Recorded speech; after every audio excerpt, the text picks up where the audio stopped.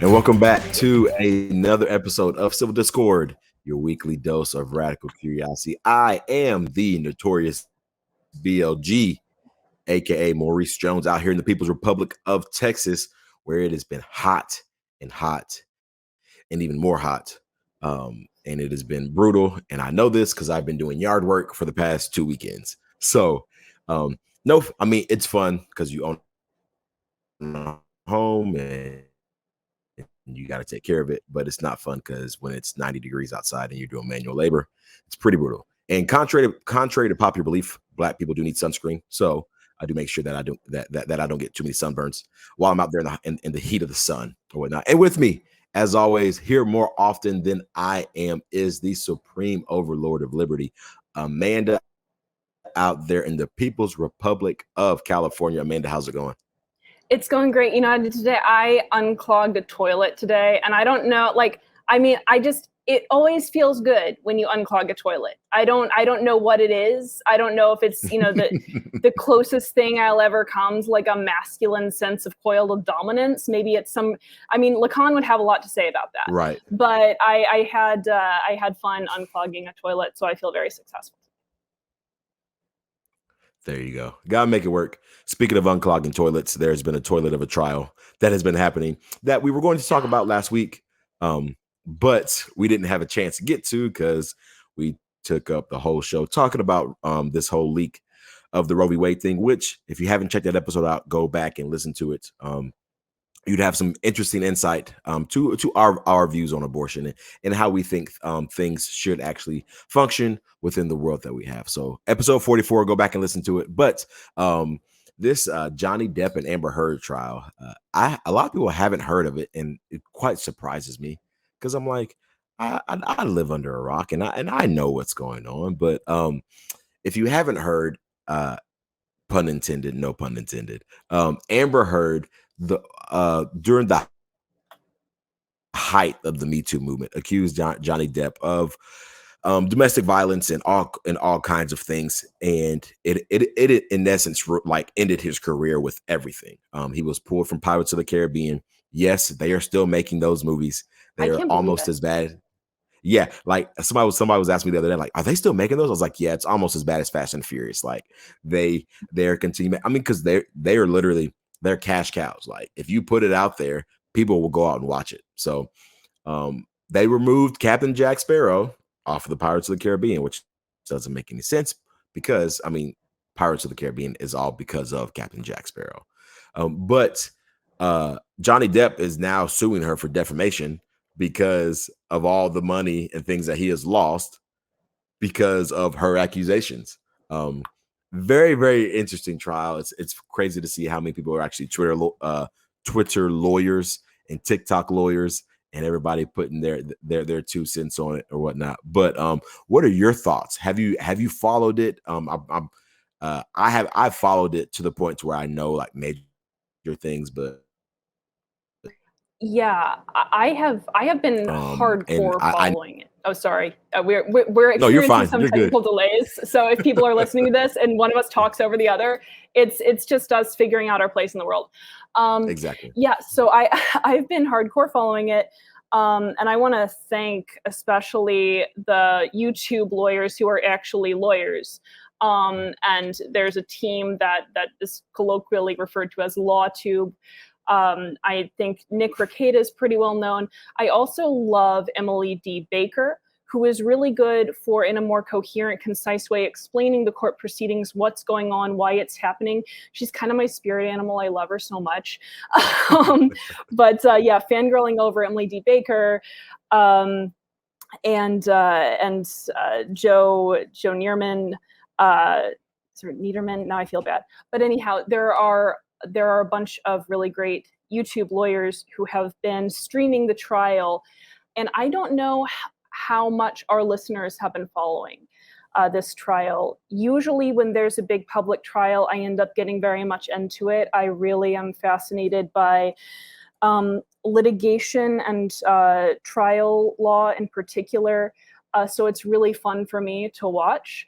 And then I start doing practice LSATs, and then I have to stop because I'm like, what are we doing, Amanda? No, we're not. No, we're not going to know. But at any rate, I find it's always interesting to hear multiple people give their rundown of the case. And essentially, for those of you who don't know, Amber Heard wrote an op-ed. Technically, the ACLU wrote an op-ed with Amber Heard's name on it, but since they were representing Amber Heard and writing this op-ed, they were the party they were her agent essentially, and it was published in the Washington Post. And she talked about domestic violence and sexual violence that she experienced during the years that she was married to Johnny Depp. So without saying Johnny Depp's name, she implicated Johnny Depp. And that's what the defamation trial has to do with. It's also why, by the way, the defamation trial is being held in Fairfax, Virginia. It's being held at the old Fairfax courthouse, which is interesting for me because I actually performed at the old Fairfax courthouse because it's an old courthouse, and it's actually really great for Shakespeare types of plays. So when I was probably in high school, I did a Shakespeare showcase at the old Fairfax courthouse. So I got to, I get to sort of see them walking in and doing all their legalisming. It has been quite a show, and while we can't summarize all of it, I think there are a few top lines for those who just haven't been following it at all. First of all, there's this witness. I just have to share this. Isaac, he pronounces it Baruch. It's spelled like Baruch. He was one of Depp's witnesses and was recounting an experience he had, kind of a negative exchange he had with Amber Heard, where he, on the stand, he used the phrase, he said, well, I'm just thinking throughout all this gay cock and yum, which first of all, the subtitles translated this as gay cop, yum. Gay cock and yum is a Yiddish phrase. It means go take a dump in a lake. Or go take a dump in a river. So it was almost perfect for Amber Heard, since she's accused of having taken a dump on Johnny Depp's bed. So Isaac Baruch with gay cock and yum was wonderful. Heard's team, who was alleging that Johnny Depp, of course, did commit all of the sexual assault and all of this physical assault and domestic abuse, their story is that nobody was able to tell that Johnny Depp was abusing Amber Heard horrifically, because she's really good with makeup. And there are a few things wrong with this. First of all, the degree of assault that she is recounting, you could not hide with makeup. And to some extent, some episodes would have required surgery, including in her vajayjay, because she recounted an episode with a bottle going up there and being assaulted and penetrated with a glass bottle, which would absolutely require reconstructive surgery. But time and again, the lawyers are asking these male witnesses, did you notice Miss Heard wearing any makeup? Everyone knows men can't tell when women are wearing basic makeup. Like, they can maybe tell there's eyeshadow if it's colored eyeshadow, and if it's really bright rouge, they can tell it. They can't tell foundation. They can't tell concealer. They can't tell lipstick, mascara. That's not a thing. That the difference between not wearing makeup and wearing makeup for men is tired and less tired. Exactly. That's about it. Exactly. But yeah, the makeup questions. There have been so many witnesses that have been very, very interesting. One in particular, I was just rewatching the testimony of the Heard team's expert witness, because Johnny Depp has just rested his case, and now it's Heard's turn as the defense. And there's this psychological expert who is claiming that Amber Heard experiences PTSD from all of this abuse, and she goes up there with a bunch of notes which like you can't do that per the rules of evidence.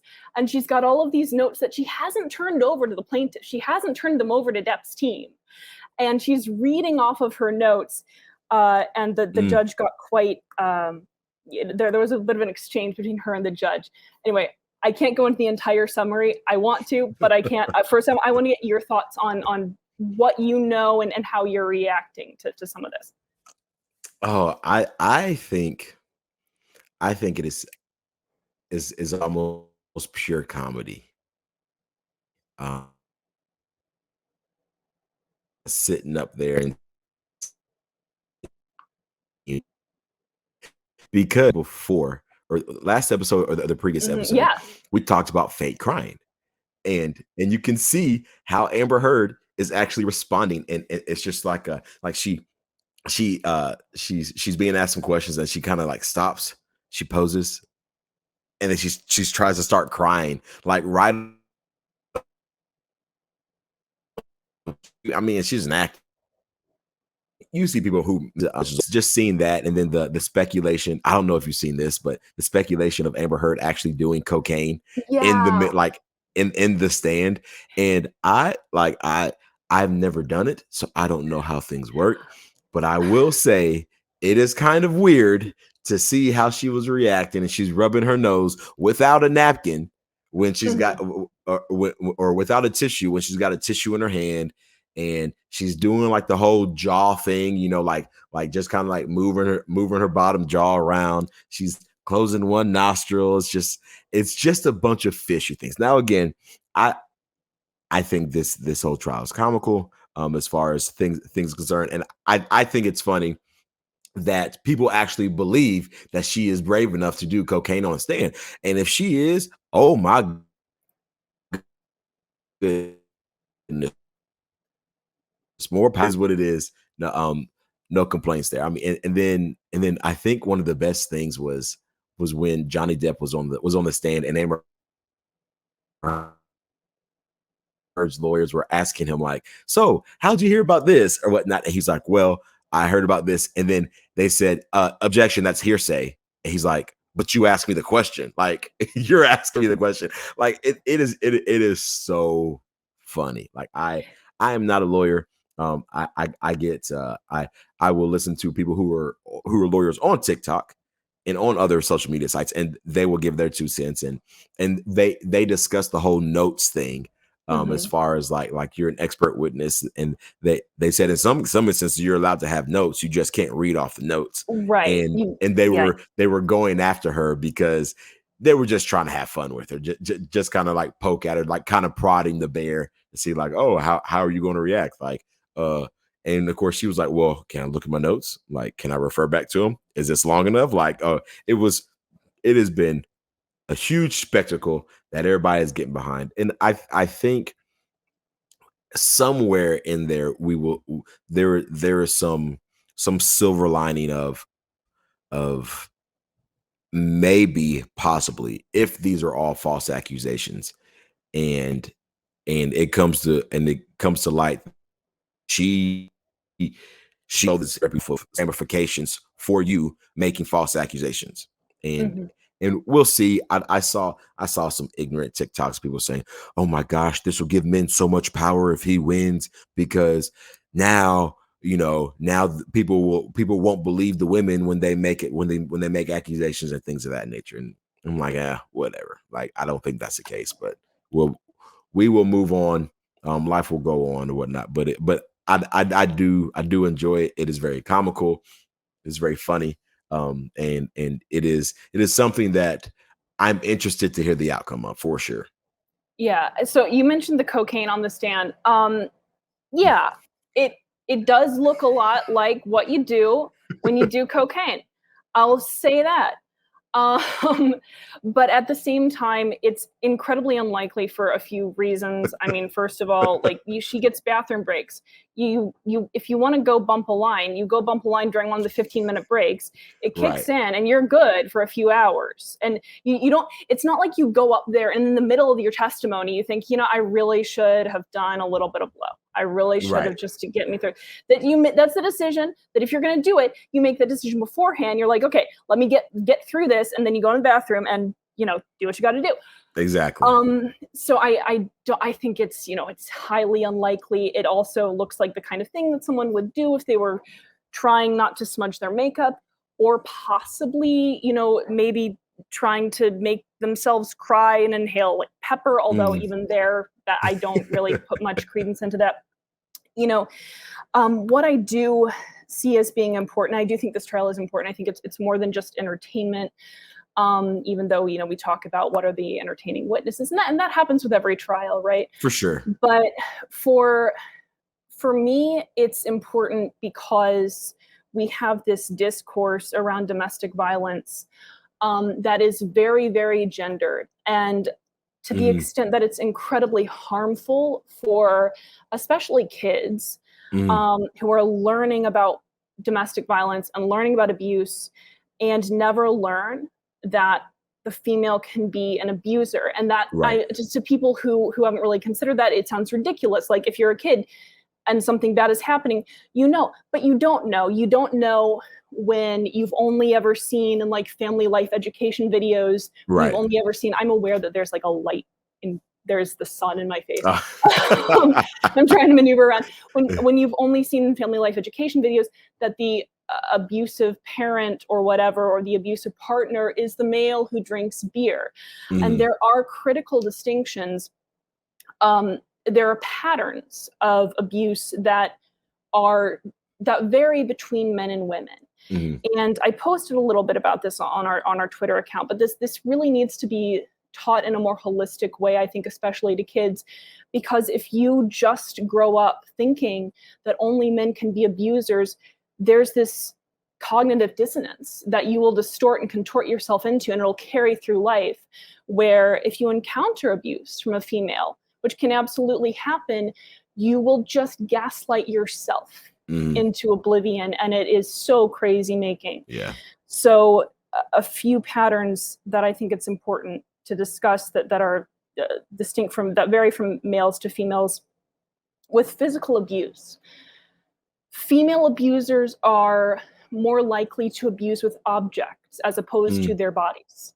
So it's not that they'll never use their bodies, but it's that, a lot of times there will be sort of an intermediary. There might be a hairbrush, or there might be, in Amber Heard's case, there was the Red Bull can that she'd throw things at Johnny Depp. There's also verbal abuse is different. It's not as much a threat as it is accusation. So instead of "I will kill you," it's more "you make me want to kill myself. You are doing this to me. You're doing that to me." Then with the emotional abuse, the females are more likely to pursue their victims and to make their victims caretake. And that shifts in the cycle of abuse. So whereas after a rage, men are more likely to apologize and reward and get presents and whatever, women are more likely to caretake and just to dote on the person. And so that makes it really difficult to understand that something bad happened, because there's never been that acknowledgement of something wrong happened. And a lot of times that's why you will see victims of females in particular doing the apologizing, because there hasn't been an apology from the abuser. And you want to put a ribbon on that. You want to kind of get closure to the event and to the rage. So, something bad happened. And it's your job to apologize and say, "Well, I'm sorry, because something bad clearly happened. And if you're not going to apologize, then I am, to just make sure it's over." And these are the things that, again, I think we should talk about, that, if someone hurts you with something that isn't their body, it can still be abuse. If someone doesn't respect or set boundaries, Of course, that is a type of abuse. And I think I'm hopeful, I'd like this to change the way that we talk about abuse, because it is very gendered and, again, to a damaging extent. Yes, very much so. Very much so. I could not agree anymore with all of that. Just because I mean, I've I've seen it happen, and of course I mean, like you said, when we discuss domestic violence, domestic abuse, and things of that nature, it is typically one sided. That's a girl doing something but you're a man, so you should be able to take it. Like, you can't hit her, but it's okay for her to put her hands on you because you're a man and you're bigger and you should be able to take all those things. And so, which is never true. I and I don't honestly live by this, but there's this motto that I used to say all the time is, if you're man enough to hit a man, then you're man enough to get hit back. Like, if you as a female decide to put your hands on somebody, it is 100% in their right to put their hands back on you. Like, Oh, and I feel that. Yeah. I do not now. I know and understand that, hey, I am probably stronger than most females. So I do things to avoid having to hit somebody. And I think that's more of like a self-defense for my part, because I don't want Hmm. anybody thinking, oh, well, he should have known better. He knew that he's 220 pounds and he packs a punch. Like, more of like, okay, somebody, and I am able to remove myself from that situation. But um, hopefully there is a little bit of restitution. And Johnny Depp even said, he goes, my life will not be the same anymore. Like there is no going back to a sense of normalcy for me. Like, I will not get the life back that I had because of everything that was said and what I was accused of. And it is a sad thing because it does ruin lives. I mean, it really, and Amber Heard goes on living hers, and she's in Aquaman too. I mean, Aquaman 1 wasn't good, but she's over here making her money and doing her job. And I will be waiting for the outcome. I'm pumped. I don't wish ill will on a lot of people, so I'm not going to say what I wish for Amber Heard, but I hope that justice is served in the way that me and ANCAP feels like justice should be served. Right. So, Right. um, justice being served. Joe Biden thinks that the rich people need to pay more money and things of that nature. What was it? I think Jeff Bezos tweeted out um, uh, a Joe Biden tax plan, talked about how the wealthy are part of the reason why inflation is the way that it is, and this corporate greed. I can't remember the exact context of it, but Jeff Bezos, him and his he is nowhere close to conservative as far as a lot of his views, which let me say outspokenly, he's not conservative as far as those things go.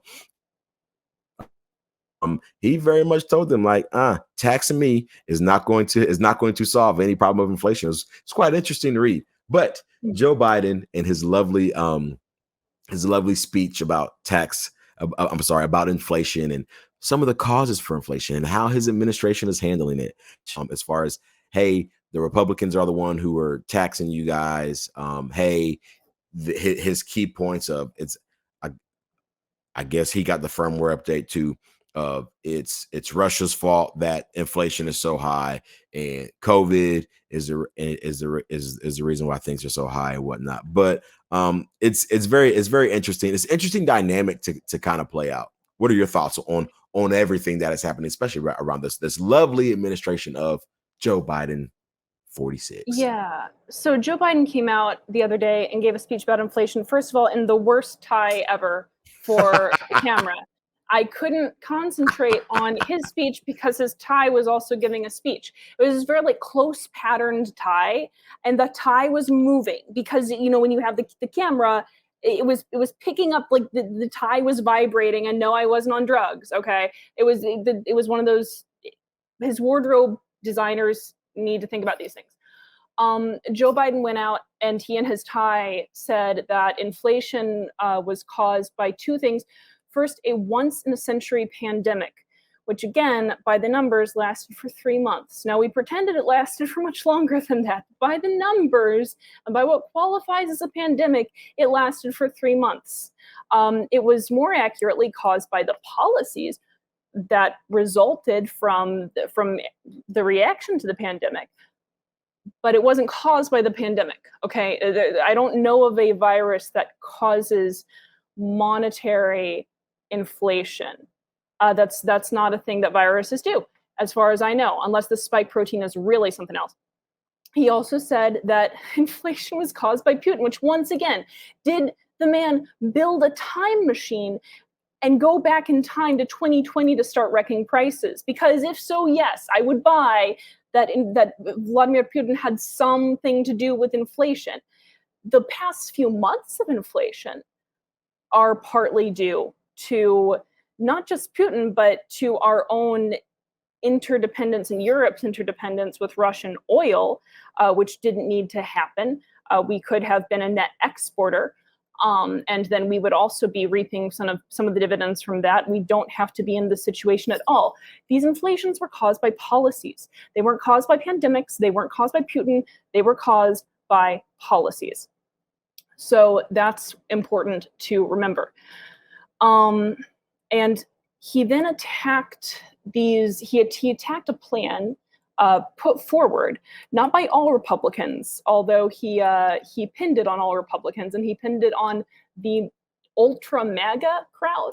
He talked about the Ultra-MAGA agenda that would raise taxes on the lowest earners, including people who currently pay no taxes. This is not the GOP plan. This is a plan that was put forward by Senator Scott, Senator Rick Scott. And instead of saying this is Scott's tax plan, Biden calls this the Ultra-MAGA agenda. Now, I'm reading from the Washington Post, which gave Biden's claim 3 Pinocchios. The Washington Post says, in February, Scott released a 60-page, 11-point plan to rescue America that offered 128 proposals. Yeah, I think the math on that, you need to go into more detail on those proposals. Yeah. Anyway, in his introductory letter, he noted that this plan is not for the faint of heart. That's for sure. Buried on page 34 at the end of a long list of ways purported to combat socialism, which you gotta love it, was this idea, quote, all Americans should pay some income tax to have skin in the game, even if a small amount. Currently, over half of Americans pay no income tax, end quote. Now, this plan has not been supported. It has no GOP backing outside of Rick Scott, although I was thinking of you when I was reading this plan, Maurice, because I wondered how you did feel about it, and whether you would want to have every American have some skin in the game, even if it's just paying $100 in taxes. I mean, it's a good what's the word? Concept. Okay. Good concept to have some skin in the game, but I don't think income tax is the way to go with all of that. And it's interesting because in reading that same article, kind of talking about how Mitt Romney mentioned the same thing or whatnot. People talk about everybody doesn't pay the same level of taxes all so often or whatnot, but in order for you to make the best decisions, it needs to affect you. And if I guess that's where great Scott is coming from. He's not great in my eyes. I was thinking of Back to the Future. Every time I see his name, I was like, oh, I'm thinking Back to the Future. Like, great Scott. Trying to make things happen. Probably not the best way to go about it. Yeah, no, well, because income tax is, of course, unconstitutional, or it should be unconstitutional. Right, 100%. Like, yeah. Instead, I would like, instead of student loan forgiveness, I would like that to be income tax forgiveness. Oh, for sure. Yeah, I'm not even joking. I could back that 100%. All of this whole I'm paying into something, so skin in the game thing doesn't quite make sense. So just forgive everybody's income tax, let everybody have their own money, do what they see fit, and grow some wealth via that way. Mm-hmm, mm-hmm. Yeah, to take a phrase and twist it a little bit from Ilya Shapiro, my income tax identifies as a student loan. We could just claim that. For him, it was my mortgage identifies as student loan, which is a little bit better because a mortgage is actually a loan, but yeah. Right. Yeah, I could. You know what? Now that I'm paying a mortgage, I could see like, yeah, my mortgage identifies as a student loan, even though I'm not asking anybody to forgive anything that I have taken the uh, um that I knowing um but sorry, I know my internet has been cutting in and out, but It's no go. I did want to make mention of one thing, and I'm not sure. I mean, if you touched on it, on Joe Biden's Yep. lovely little speech. One thing that he said, and it drives me up the wall, and it drives me up the wall when anybody mentions this, when they say COVID shut down the world, and COVID did this and COVID did that. I say no, COVID didn't do any of that. Governments did that. You guys were the ones who decided to shut this down, and shut that down, and say, hey, no, we can't do this, and hey, no, we can't do that. Now, did COVID have an effect on things? Yes, it did. But COVID did not tell people they couldn't work. COVID did not tell people, hey, you we have to increase the demand on said things, even though we're not increasing the supply. COVID didn't do all that. Government said, you know what? If you're not deemed essential, you can't go to work. The amount of over because the people weren't working, nobody was doing anything, and then all of a sudden you come in office and now you're taking credit because people are now going back to work, and that's a job that you created. No, that's not how it works. Like, and especially when you're going off percentages, like it is very. I'm going over. We talked about statistics in my class. I said it is very easy to manipulate data and say, hey, this is causing for this. Like one of the things that we talked about is they said from 1988 to 2018, if you invested in the stock market and these are the returns that you would have. And I told my know why they so there's a reason why they stopped at 1988. So there's a reason why you have a huge number of percentage of job increases year over year. Because half, yes, you can when your government is the one who shut it down. I guess you could say, hey, we fixed the problem, even though you're the one who broke the leg in the first place. So it is what it is.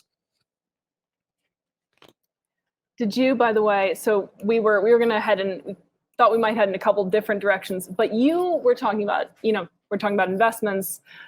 Did you want to give us your rundown of what happened with Luna and let people know why Luna is so, and I'm sad because I probably won't be able to hear half of it because of the internet issue, but you can tell me later after the show. For sure.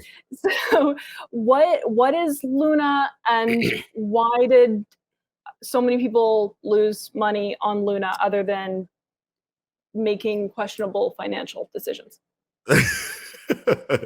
Honestly, it people lost money because of volatility, lack of certainty, and fear is honestly really what happened. Luna was once the number 3 ranked cryptocurrency behind Bitcoin and Ethereum on most exchanges, and went from not an all-time high, but went from trading trading relatively high to losing 99.99 and then some more nines after that percent of its value in 24 hours. Luna was supposed to be pegged to a stable coin, and it lost its peg. It lost its peg pretty drastically. And we're back. I didn't know where you were, but I was just talking a little bit about what Luna was. And yes. Then, yeah. And you probably may have picked off exactly where I dropped off because I was discussing that as well too. Like, hey, like Luna's pegged to a stable coin. It was supposed to be a coin that was established to the US dollar. And so you had like three big, they call them whales. So 3 big whales that were kind of like, hey, like this is the way to go. This is the way to go. And there was a slight deviation. I want to say at the time it started off as like 7 cents. So it was supposed to be $1, and then it went down to like 93 cents for every single coin. And people kind of got a little bit itchy on it. And they're like, so you saw a few people actually sell. And so they brought it back up to close to $1, and then it just tanked. It went from $1 to 73 cents, and then after that, people just panicked. They're like, "Oh my gosh, like this is not supposed to happen. This is not how things are supposed to be going on." Everybody just sell, sell, sell, and so everybody got out, and so that's where and that's because of that stable coin that was attached to Luna caused Luna to go from $300 to, I think it was like 30 cents, like 28 cents or something like that. Like it was a huge drop in the span of 24 hours. Like, I mean, it was huge. I know one of the teachers that I talked to, he had about $800 in Luna, and Oh. lost. I mean, lost all of it. Like, there's 99.9999999%. exactly, like, I mean, it Yeah. is valued at the toilet paper that you wipe your butt with. Like, it is. Less. It's so bad. It is so bad, and I feel for people who invested so much into that, mainly because it's. I mean, that's what investments are. Like it is a huge risk. It's a huge risk, and when you have these big players that are, telling you like, hey, this is attached to this coin, and you're trying to find something to stabilize it. Like, these are risks that you run when you're dealing with things like this. Like, let's not act like cryptocurrency is something that's been established for so long. I think because of people's attachment to Bitcoin, and people see what Bitcoin is doing, that they assume that everything as far as crypto under the sun is stable. As far as like as far as the ability, like, you may lose some money here and there, but you're not going to lose everything. And that is not true at all. Uh, it is one of those things of you have to make sure that you know when to get in, when to get out. These are risky. I don't like calling investing gambling. I don't like calling investing in crypto or stock market gambling, because it's not. Like, if you have a strategy, like, it is very much something that can be attained to. But when you have three big players who recognize that, and then they start shorting things, and then they start saying like, oh well, we still got to make money off of this, and so they in essence pretty much do some arbitrage and go here, here, here, here, here, here, here, um and causing, because they once they realize Luna's on the way down, they're like, okay, like, we can't, we're not saving this because everybody else is panicked, so we're just going to cause it to be worth nothing to begin, in the very end anyway. And so it's sad, but it's a learning experience for a lot of people. And I think it's a learning experience for cryptocurrency in general, because people it teaches everybody like, hey, this stuff is not as stable as we think it is in its current state. Like, it's not. There are some things that need to be worked out. And just because you're basing something off of something that you deem as stable doesn't mean that it's stable. Like, I mean, the US dollar itself isn't stable. So attaching anything to it to say, hey, yeah, this is stable is making that much more risky. Yeah, and so again, this is one of those times that I am a big believer in cryptocurrency. For I think I've sure. made that clear on all over the course of several episodes. I dollar cost Me average. too. When you are, and this is stuff that a lot of people know, and then sometimes we forget in the heat of the moment. Hmm. Even when you're day trading, even when you're making an hourly trade, even when you're making a trade under the course of less than an hour, which I rarely do. I've done it occasionally, and that really is burn money. That is Yeah. as close to gambling as it gets. Hmm. When you look and you see the metrics, and you look at at different stats for a given coin, and you say, okay, I would imagine this to go up over the next several minutes, and so I'm going to buy this much, and then I'm going to take it right back. Again, that's as close to gambling as it gets. And with any type of coin, first of all, you never want to put all of your eggs in one basket, including Right. fiat, including Yes. fiat. Yes. And stable coins are pegged to various iterations of fiat, which is also dangerous. And for people who do get into coins and get behind the hype of something, for me, one of the biggest tips that has saved me time and time again is you do not invest in a project if you don't know what the project is, if you don't know how it works. Yes. Okay, I can't recite the Bitcoin white paper backwards and forwards, but I can explain more than probably the average person on the street. I can tell you why Polkadot is, to me, why I feel that it's valuable. I can tell you about Cardano. I can't tell you a whole lot about many of the coins that go up and down on Coinbase every single day. And there's a reason for that, because a lot of times people aren't forthcoming about the project. Is this an Oracle crypto? Is this a store of value? Is this inflationary? Is this non-inflationary? If you don't know how it works, if you don't know what the value prop is, and if it doesn't have a unique value prop, then those are sort of red flags. And this is not to disparage anyone. I know it's got to be so rough. Luna was, I was looking at the numbers. So on April 27th, it was 86.18. And then it went to less than a cent, much less than a cent by May 4th. And so anytime you make another buy order also on Luna, they have to print more, or they're not print more. I feel like I'm talking about that. They have to mint more. So that's going to be a problem in terms of getting that value back up. Again, some basic tips, not giving out huge financial advice, but I think I'm pretty confident in saying, know what a project is before you invest in it, just like you would in the stock market. You wouldn't invest in something random where you hear, oh, this sounds, people are buying this thing, the price is going up. No, what is Amazon? Why is Amazon popular? Why is Twitter popular? But everything's down right now because the Fed is doing what the Fed needs to do, and the Fed is raising interest rates. So the market in general is down. I see it as a good time to dollar cost average every time something dips 5% or more.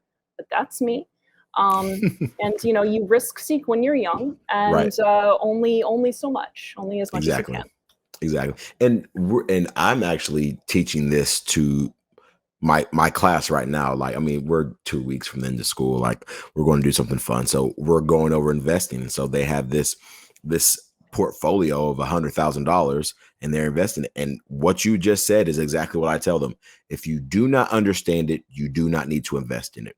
Most of you guys, when you grow up, are going to have some sort of retirement, 401k, a Roth IRA, 403b, whatever you work, however that works. And you're going to have money into a stock market that you have no idea what the stock market is. And so we're going to give you a general basis of that. And so if you don't understand it, don't put money into it. And I'm telling them that. And of course, they're like, oh, well, hey, coach, my portfolio is going up or it's going down. And they're like, I'm just losing a whole lot of money and this, that, and the third. And I'm like, I get it. I was like, this is a bad time to invest. If you are doing things for a short term, as in because we're only investing for 2 weeks. I was like, but it's a great time for long term. So we are 100% like going through this and saying like, hey, this is why you don't put all your eggs in one basket. A lot of, I think there are maybe 4 people out of all the students. I think there's like 150 in this specific game that are actually positive in their portfolio value. Wow. And that's because, right. Well, and that's because one of them is like deep into crypto and he saw all this and he shorted all of this stuff.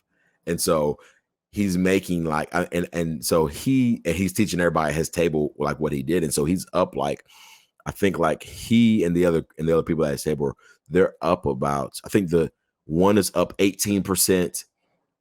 One of them is up like 45% over the course of span of a week or whatnot. And so, I mean, they're doing well, but and it's all because of what they're doing with said crypto. And so, but everybody else is down and they're just like this, that, and the third. And so I told them, I was like, this is why you your portfolio needs to be diversified. So you have things like, let's say, so you're investing in specific stocks, and then you have specific bonds, and then you have maybe some cash investments and things of that nature. And I know that interest rates are stupid low, or whatnot, but there are people who use CDs for their income, because and all they do is they have the CD in there, and they just whatever interest that they earn off that, that's what they're living off of, because they're older and they're retired, and so they don't necessarily have to they don't necessarily have all of these debts and things of that nature. And so one of my kids was telling me, like, there's this lady who she's got about $2.5 million in CDs, and she just lives off the interest. She's just like, okay, here you go, like, and that's her income for the month, and so forth. So if you are able to diversify your funds, then you are yes, your accounts will go down, they will decrease, but you are not going to lose an entire life savings. You're not going to want to unalive yourself because of things that happen in the market, because things are going to go down. Like, it is the way the world works. Like, things go up, things go down. Markets rise, markets fall. Like, they're just like cultures, they're just like countries, they're just like societies. They rise and they fall. Now, here recently, they fall a lot harder because of what governments have been doing, but nonetheless, they rise and they fall. And so, knowing and understanding that, you need to figure out the best way to shield yourself from a massive fall. Be like, if little tidbit, if you guys have not watched The Big Short, I would encourage you to. It is a great movie. It's an even better read. It is based off of a few people who made a lot of money over the housing crisis in 2008 and how they did that. And it's not a fun, like, oh yeah, superhero movie, like oh yeah, it's great, because you realize that these people made a whole lot of money at the stuff millions of people or whatnot. And it wasn't they didn't necessarily do this through nefarious acts. Like, this wasn't like anything like they were doing behind the scenes. It was, they were just betting that the market was going to crash and that these securities were not as stable as they were, and it paid off for them. And because it was paying off for them, it means that things are bad for other people. So, like, I mean, it's almost a similar same thing as shorting the company. Like, teaching my students, because I'm like, hey, like, I'm shorting in my portfolio, like, I'm shorting Tesla, like, and which was a good investment for me.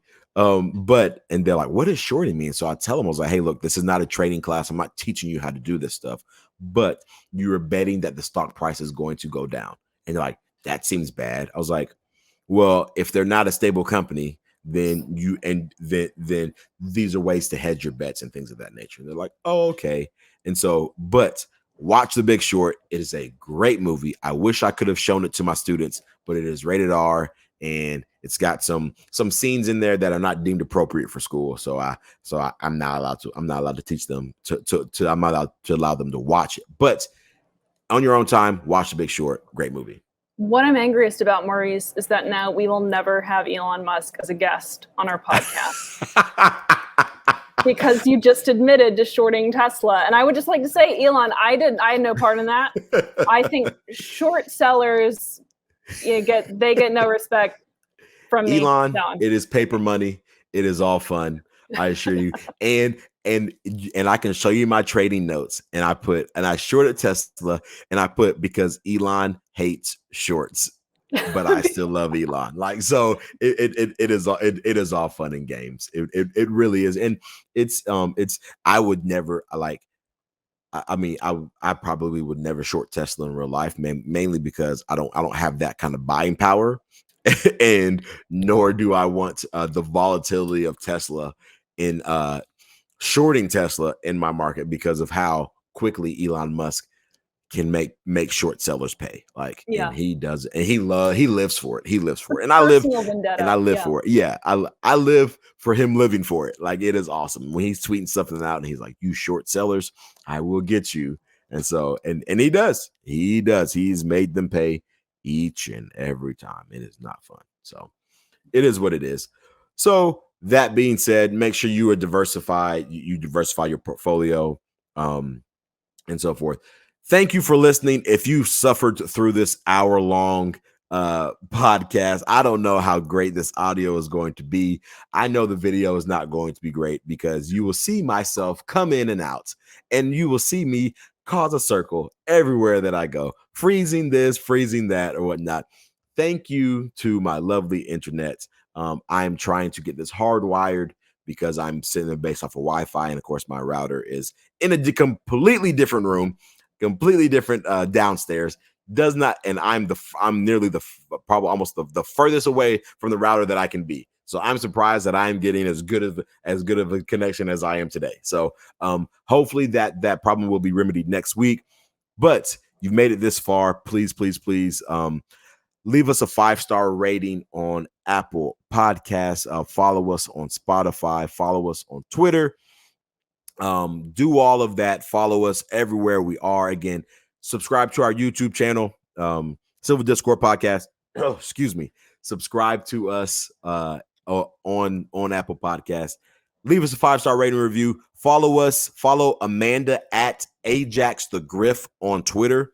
Follow our Civil Discord account as well at Civil Discord Pod on Twitter as well. To remember, all the crazy stuff that comes out is me. All the stuff that is logical and seems very well put together is 100% Amanda. Maybe not. I'll take credit for that too. If it's something that you're going to get mad over and cause a scene, it's 100% me, and I will 100% take all the credit. You can come after me in my inbox as well too. Follow me on Instagram at Call Me Maurice. We made a great announcement last Sunday. We made a huge announcement, and for those of you who are listening and those of you who care about my personal life, my wife is having a baby. And we are having a precious little girl, and we are super excited. I am more excited than she is, but I will be a girl dad here in September, whenever, as long as God allows for that to happen. But so follow me at Call Me Maurice again, and follow us at Civil Discord Podcast on Instagram as well. I've been contemplating creating a TikTok account or not. Mainly, I may not. I don't know. But we'll see in the near future. Maybe if I have time over the summer during my break, I can do all that too. But subscribe to our YouTube channel. Sorry again for this video. If this video is not great, you can 100% blame me. It is my fault. But do all of that, and we will be back again with another episode of Civil Discord, your weekly dose of radical curiosity. Until then, y'all, be easy. Stay fierce.